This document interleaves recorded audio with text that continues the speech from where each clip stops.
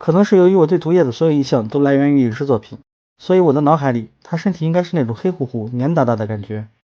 因此，当我看到 Mastoids 毒液这发蓝的质感，总是觉得不太对味儿。可能是这一版的形象来源是某期漫画或者动画作品吧。要说明的是，拍摄出来的颜色会更蓝，肉眼观感会更加偏黑一些。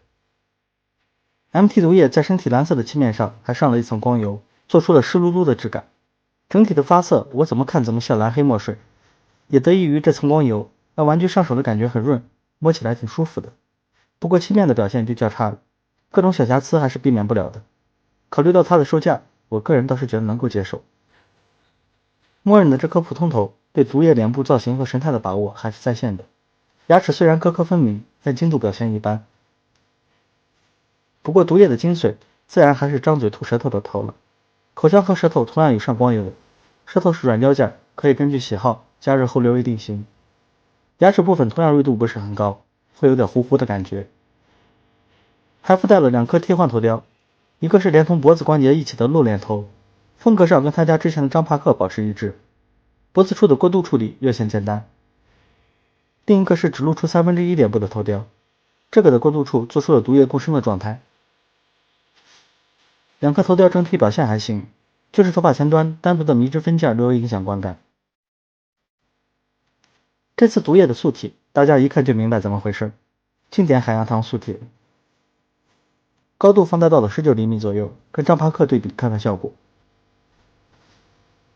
放大之后，素体上原本存在的一些小问题也会随之放大，比如肩膀处的外露球冠、脖子过渡处的不自然等，会更加影响观感。可动也不用详细展示，都明白怎么回事。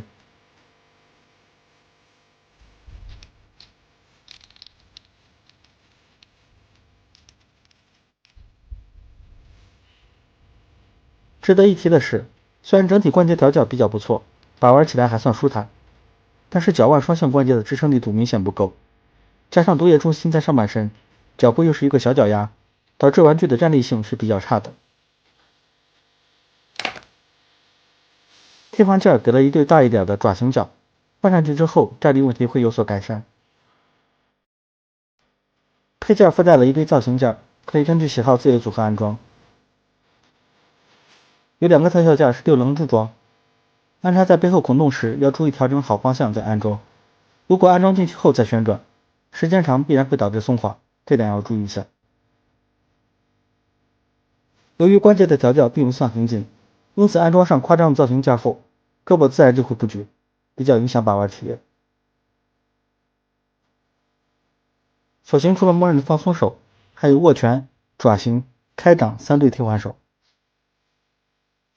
最后我还附带了一套蛇骨支架地台，蛇骨的支撑力和夹头的耐用度对毒液这个大家伙来说是有点不够的。站立性动作的时候还好，但尽量还是别摆出凌空动作了。Mastoids 近期几款产品比起以往的售价略有提升，也让不少迷友感到不满。不过我个人觉得19厘米的毒液本身做工还算尚可，搭配这么多配件 ,1.6 张左右的价格真的还算可以了。去年年底的杂谈我就聊过受到多方面原因的影响，今年国模基本都会涨价这个事儿，因此只要不是太过分，我个人都是能接受的。玩具不是必需品，各位也理性对待吧。好了，我是树熊，大家下期见。